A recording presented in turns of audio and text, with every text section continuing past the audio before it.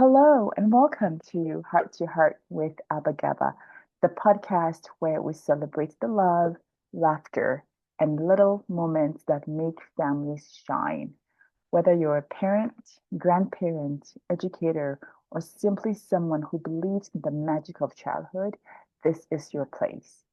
Every week, we share real stories, inspiring voices, and joyful conversations that warm the heart and lift the spirit.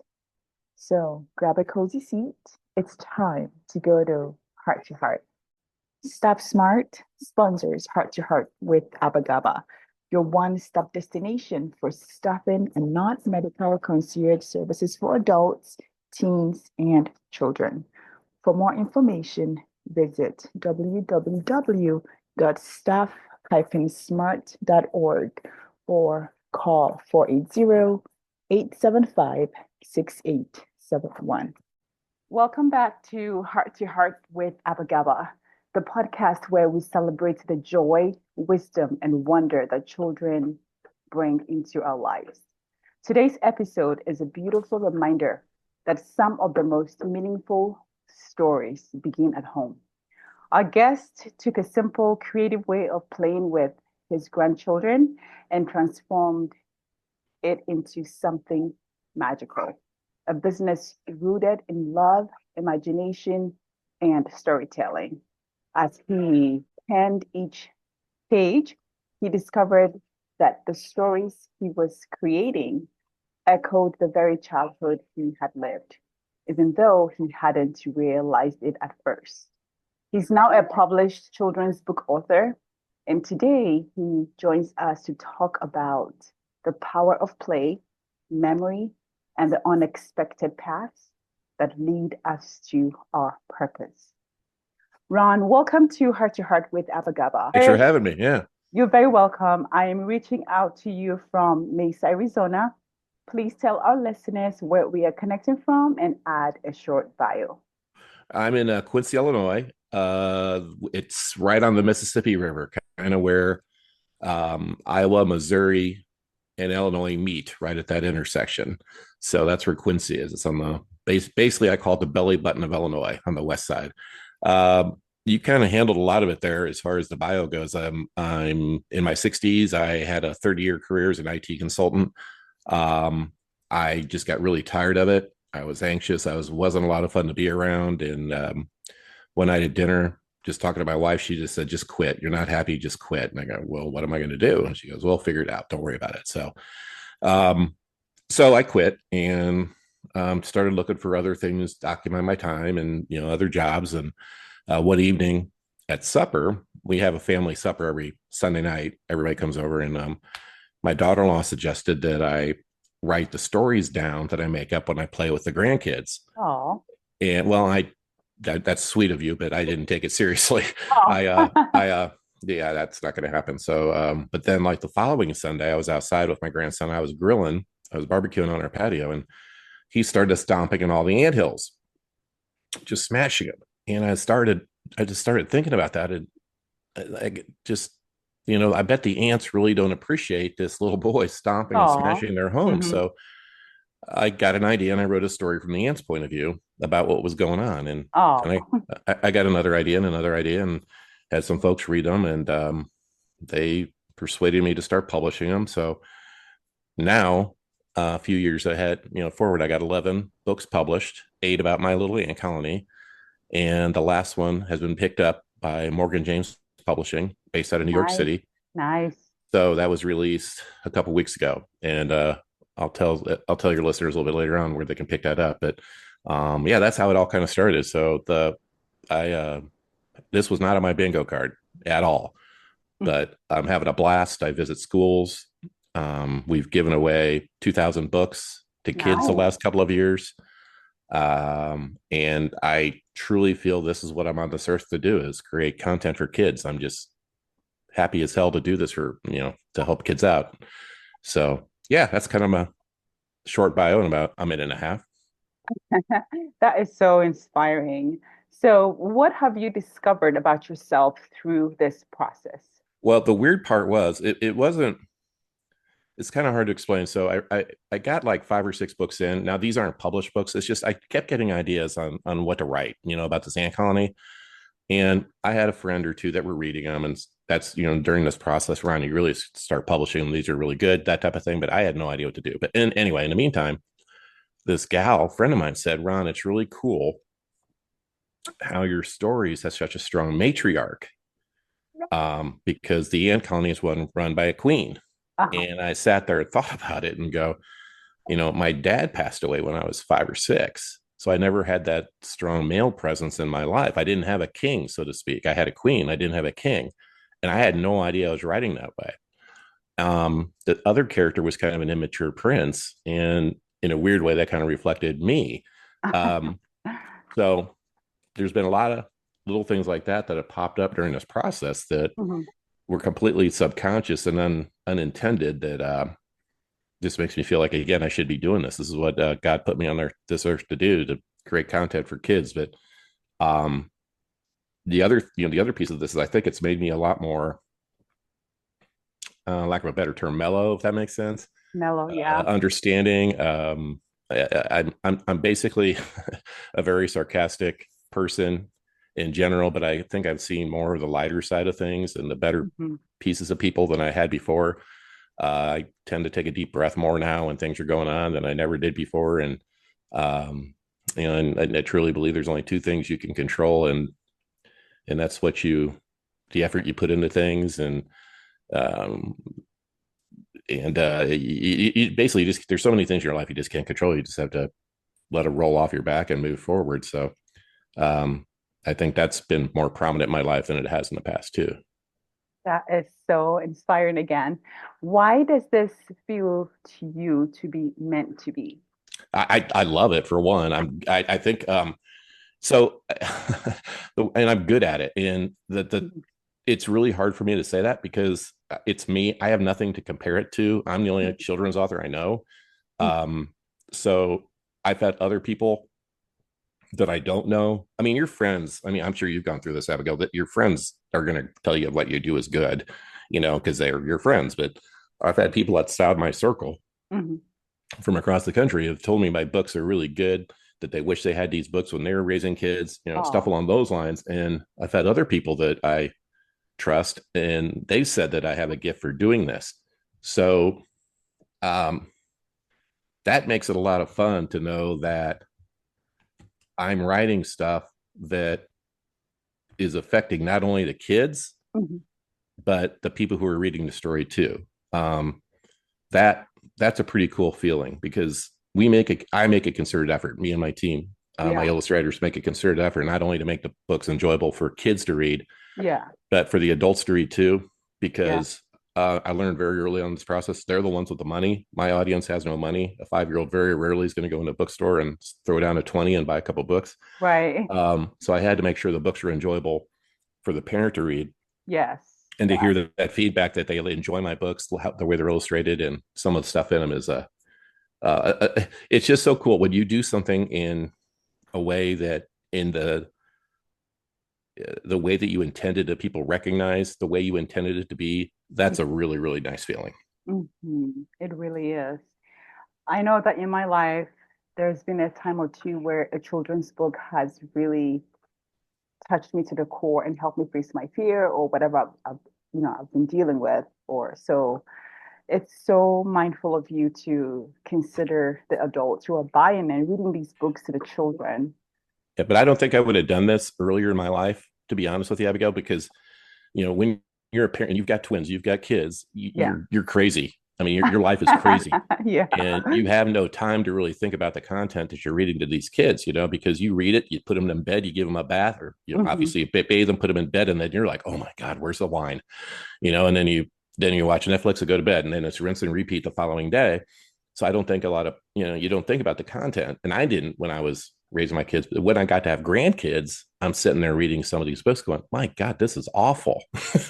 How did this get on paper to begin with?" And so, and this was before I even started writing, and then I was paying more attention to the content and the way the books looked, and um, it was just I don't want to say it was frustrating. So when I decided to illustrate these books, there was definite things I wanted to do to make it easier for the reader, in particular, and those are the adults. I mean, one example is we do not put words on dark backgrounds. Mm, All our words are on very pale backgrounds, so they're easy to read. right. Um, just little things like that I make sure we use words that the kids know. And having grandkids that age, I'm pretty sure I know what their vocabulary is. It's so frustrating to read a book and the kids do not have a clue what that word means, and it could be a word like Yeah, correlation or inconvenience or all these words, right, and right, so you're reading it, and do you have to stop and explain it? right, Is there a chance they may know it, or they stop and ask you, Papa, what does that mean? And right. then you have to come up with a definition, and um, it just ruins the rhythm of the book. So that's something Does. else. That's Yeah. something else that I make sure we have words that are in these books that, and not only for that reason too, but I want these turned into a first reader, for a 6 or 7 year old.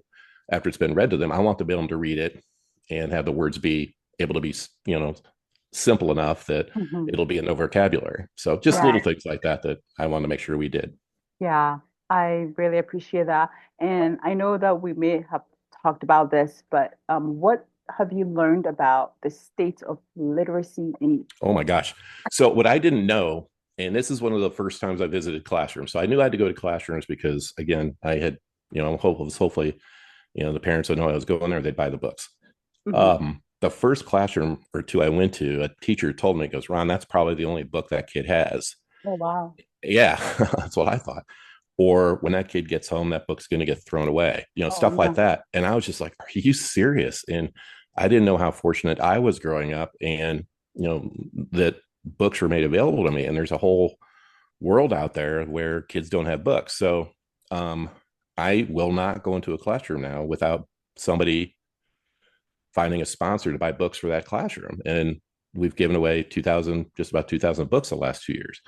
But then doing some research, and this is based on the state of Illinois. I don't know what it's like in other parts of the country, but I'm bet it's pretty similar. But about a third to half the kids in Illinois and probably in the country don't read at the literacy rate that they're supposed to be, the grade Yeah, level they're supposed to be reading. yeah. And then you read into it further, and it's just so obvious that if you're illiterate Mhm. and don't have great reading skills, odds are you're not going to be able to land a good job. You're going to get into life of crime, which is going to lead to drugs, and all the bad stuff that happens in our communities can be directly correlated to being literate. And I know Yeah. I know there's kids out there who have learning disabilities. I'm not talking about that. I'm just talking about the kids who could read. Hmm. It just hasn't been made a focal point of their youth, Hmm. and I don't think it's their fault. I think it's our fault as adults that we don't stress that enough.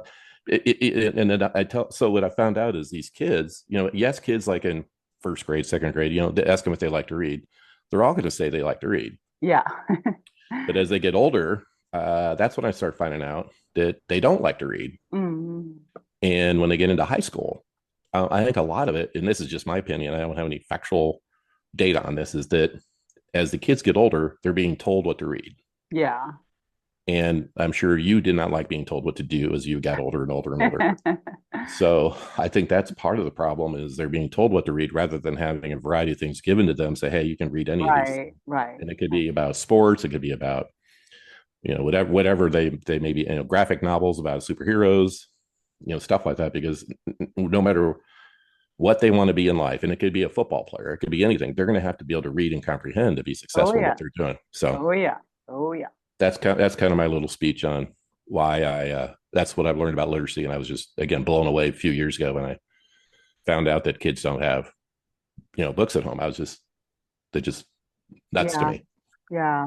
It does resonate with me because I used to be a preschool teacher, and in our classroom read aloud was encouraged, and you could tell the children that had access to books and they could read and they had a love or an interest in reading, and then you could see the lack of, and then help children more have more books and have that access to books. And so I deeply appreciate your work. So I want to ask you, so what is the world of book creation really like? um, there's good news and bad news. Okay, let's hear it. So the funny part is what I go back to is spoke to some high school kids, a few months ago to school, and I was telling them this, how to create a book and all that type of stuff. And one girl raised her hand about 20 minutes in. And she goes, Ron, it sounds like you wouldn't recommend this to anybody. And I just started laughing because it's it is not what you think it is, because the fun part obviously is writing the book, the storyboarding and creating the illustration, all that stuff is fun. Mhm. It's after you get done with that, the craziness begins, because I was under the impression, and again, I had nothing to base this on, Abigail, I had nothing to base this on, is that Mhm. I make a book and then I would call an agent or publishers and say, hey, I'm done with this book. Do you want to have it? That's that's not how it works. They just they just want my manuscript. They just want the words. Oh yeah.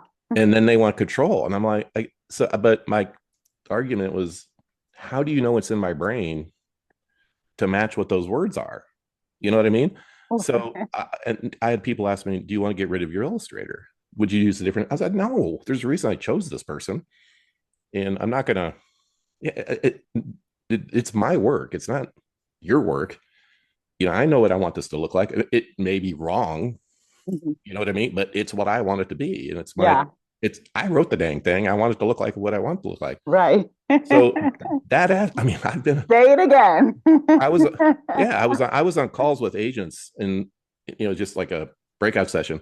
And I go, so would you be there's 3 or 4 of them. Would you be interested in a book that's already self-published? And they all said no. And it just blew me away. It could be Oh my how do gosh. you know it could be the best book in the world? So that's the frustrating part for me. And, and as I've gotten deeper into this, and I read a lot, and if you look at the people who are successful novelists, Mhm. I think the majority of them had another job when they got started. they Yeah. didn't they didn't decide, I'm going to be a Then- very profitable book writer. Oh yeah. So once they kind of hit it, then they can quit their big boy job and go into creating. But yeah, Mm. it is not something you would go into with the thought of making money. You got to go Oh into yeah. it because you love it, Because you and I love do it. it Yeah. because I do it. I mean, there's some days I don't wonder if I should be doing it or not, but I just have to think about the last time I was in a classroom and I got a couple hugs or a smile, or Oh. stuff like that from the kids, or and a big part of it's my grandkids too, because they're always coming up, one in particular, about what my next book is going to be about, and all that type Hmm. of stuff too. um but if you're thinking about doing it, I would seriously recommend you talk to somebody Oh yeah. about the Oh yeah. trials and tribulations, because I mean, only about 2% of all authors get picked up by a major publisher. Hmm. And I did. I mean, I'm very, very fortunate. And this publisher let me keep my IP. I got to keep all the pictures and everything I created. It's Oh. got, yeah, it's gone, but that's what they do. I got so lucky. But again, that's one of the things, and I call it kismet. One of the things that makes me think this is what I should be doing. You know what I mean? Because Hmm. things have kind of fallen into place throughout this whole process over the last 3.5 years that um, normally don't happen in a person's life when they're trying to pursue something. It's just Hmm. these dominoes keep falling, and the publishing deal was one of them. That is amazing. Congratulations to you. Well, thank you. And what advice would you give someone, and I'm one of them, wanting to write kids' book? Do it, and I mean, understand that it might not be very. And I've told somebody this. Understand it might not be very good, but Right. write what you think is good, Hmm. and have friends read it, and then Yeah. join and see in your area if there's like a co-op group or a group of children's writers that you can bounce ideas off of. Hmm. There's one in Central Illinois that I get on every once in a while, but I think that's a good idea to have. Hmm. um, don't spend a lot of money initially, and I think the writing part's the easy part, but Right. and I don't know if you can illustrate yourself, but do some research on how much the illustration is going to cost you. Hmm. um, Realize that the odds of you getting a big time deal is very slim. Hmm. um, and realize that the odds of breaking even are very slim, to be honest with you. But yeah, if it's something you enjoy doing, if you enjoy creating, and I didn't realize how much I enjoyed I've always been creative. I was Hmm. in radio for a while. I did not know how much I enjoyed taking something that wasn't there and making it into something that's on a piece of paper now that people can look at. If that's something you think you would love, do it. The joy that I'm getting from visiting classrooms is just crazy. It's just so much That, fun. that is so awesome. Yeah, I but mean, again, it's you got to have again, it's got to be bankrolled in some fashion, yeah, unless you could do your own yeah, illustrations. So, and there's a lot of, I yeah. mean, there's legal, there's proofreaders. I mean, even a kid's book, you have to have a professional proofreader do it. Oh, yeah. You need editors. There's it's just it's no it I thought about this earlier in the year. It's no different than creating a novel. What I do or what you would do, it's Hmm. just condensed. It's got to have a Just beginning, a middle, and an end. There's got to be a problem. right, It's got to be solved. right. It's got to be the scene's got to be introduced. It's just Hmm. condensed. And that's the hard part. It's so condensed that it's like, and there's the rhythm of the book and, the lyrical and yeah, it's condensed. Well, I love that you said rhythm too, and I think did you say lyrical too? Yeah, Yeah, yeah. because I view it as it's almost a song when you write because Hmm. um, and if you think about what authors do compared to what songwriters do or musicians and anybody comedians anybody who creates anything, they're throwing themselves out there. I mean, Hmm. I couldn't imagine doing if you're a stand-up comedian the first time you're in front of an audience not knowing if they think what you think is funny. Hmm. And the same thing if you're singing a song that you think is good, but you have no idea if the audience thinks it's good. That it's the Right, same thing for us, right, right, right. And the scary part for a children's author is I'm doing that in the classroom, you know. Excuse me. And I got teachers that could look at my book and say, "Oh my God, this grammar is awful. Yeah, I don't want this guy back in my classroom again." And I'm going to tell all my friends, and then you're kind of up a creek. So right, right. yeah. Yeah. Oh my goodness. So do you have any insights to give to aspiring authors on either self-publishing or going traditional? What's your take on that? Well, I think you're gonna have to self-publish to start with. Um, Okay. I mean, Okay. you can try the slush, and what I mean by slush is you could look at all the publishers in the world, and then basically it's an email box, and you send a letter in your manuscript and send it in, and then see what happens. But it'll get back to you, and they say well, we may not get back to you, or it'll be 3 to 6 months. So you're kind of in limbo the entire time. Right, right. I'm not that patient. Yeah, I'm not either. So and I so then if you can't illustrate, then you have to find your own illustrator and off you go. So if it's so I would suggest maybe doing a combination of both actually. Okay. Um and then go from there. Hmm. Okay. Sound insight. Okay. So in all of this, what is your favorite part? Oh boy. Honestly, my favorite part is taking the 2 pages or whatever that I've written and breaking it out into pages that would be in the book, and then storyboarding it, and then watching my illustrator create what's in my brain. Hmm. That to me is the most fun part.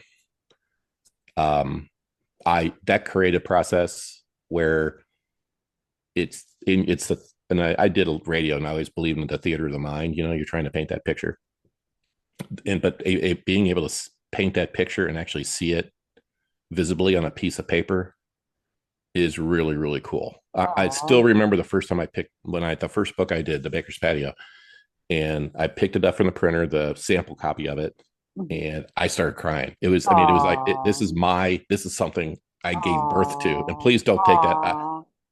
You have twins. I couldn't imagine that, No, but it's something. I get it. Like Yeah, creative wise, I get yeah, it. and I Creative. had it in my hands, and it's like I, all that effort and everything you put into it, but then it's still at the same time. I have no idea if anybody's going to like it. I know. That's It the was just part. Yeah. because I know what I was trying to do, and it was kind of an odd story to begin with because it's about the ants having their houses destroyed and the way that they solved that problem. But I got 11 books now, so That's it's nuts. that's just amazing. So why do you keep doing this despite the cost? Um, and this is going to sound so corny, but it's the kids. There's been times where it's like I got to quit because it's our savings, and but then I get an idea, Yeah. and then I tell my grandkids, "Hey, what do you think about this idea?" And they think you got to do that one, Papa. And I'm like, oh Oh, God. So that's kind of where I'm at. I mean, I keep writing. I've got this laptop I'm using for this podcast. I've got like 15 or 20 stories in here that I haven't published. oh. Um, but it's just fun, it's just as long as my wife lets me do it, I'm going to keep trying. And I have like I say, a big boy job to help supplement this. So Mhm, mhm. So if a child says do it, do it. Do it, Papa. Mouth of babes. it's So just hard to keep say no. writing. And that's how this all started, because my grandson asked me to make up a story for him at nap time, and you can't say no. I mean, he looked around. So I go, what do you want a story about? I was just like, you want me to make up a story? Why? What do you want it to be about? And he looked around the room and he said medicine, because he saw my wife's medicine bottle. Mhm. And so as a grandparent, you can't say no. I Yeah. mean, they ask you for ice cream, you give them ice cream. So Yeah. this is my ice cream. So I made up a story about a medicine bottle, and it just got to be a habit. And that's kind of how this all started. That is so inspiring. I love it. And so I wanted to ask you, early on, you mentioned being raised by your mother. I'm sorry if your dad passed away early on, Yeah. but how did Hmm. your mother influence your writing? Well, I think she did it unknowingly, because so this was back in the 60s, and I had five brothers and sisters. So my mom had to go back to school and get a job. Um, and I was alone a lot. So I had to self play a lot, if that makes Mhm. sense. Self play is Yeah. probably not the right word, but I had to play by myself a lot. So I had to use my imagination. I would mix up my Lincoln Logs of soldiers and GI Joes and all that kind of stuff. So um, indirectly, that um, helped me with my imagination. The other piece of it, she was incredibly independent, and nobody told her what to do. Um, she raised by herself six kids in the late 60s, and Wow. Power so, to and that was mama. during, yeah, she was a very strong woman. So from that aspect, once I got going on this, nobody was going to tell me how to do it. I was going to do it the way I thought I should do it. Oh yeah. So, and that's the Kinscherf in me. Oh And yeah. my mom's the one who stand up in PTA meetings and tell everybody they're wrong about the school dress codes. I hear about it in school the next day. I'm like, well, your mom was really going at it. I was like, oh, great, that type of thing. But um, I think that was her biggest influence. Was just I had a way I wanted to do it. I'm stubborn like she is, and I I kept that path, and I trusted my talent and trusted my vision, and it worked. So far, it's worked. Yeah. Not profitably, but it's I got some good stuff out there. Yeah, that's good because you got to trust your work. If you don't trust your work and you put it out there, Well, others might not trust it. So good for you for trusting your work and putting out good content. mm-hmm. And I mean, it's in order to, like, for me to talk to you or other people to try to sell my work, you got to trust that. You got to trust it. And I love sharing the story of people, because I love talking about this craft, and it's just I can't stop talking. It's just so cool. It's so cool that I got down this path. That's wonderful. I feel the coolness already. Mm-hmm. Yeah. So where do you get your ideas? Well, that's the easy answer is my grandkids, or it's just life. Hmm. Because I'll be at the gym, or here's an example. So I was at this past fall, I was at a school reading to kids and all that, and I lost my coat. And I spent 15-20 minutes looking for my coat. And you backtrack, and as you get older, I can't find my car in a parking lot anymore. So there's no way I'm going to find my coat. So I thought, what would happen if there's royalty in my ant colony? What would happen if the prince lost his crown?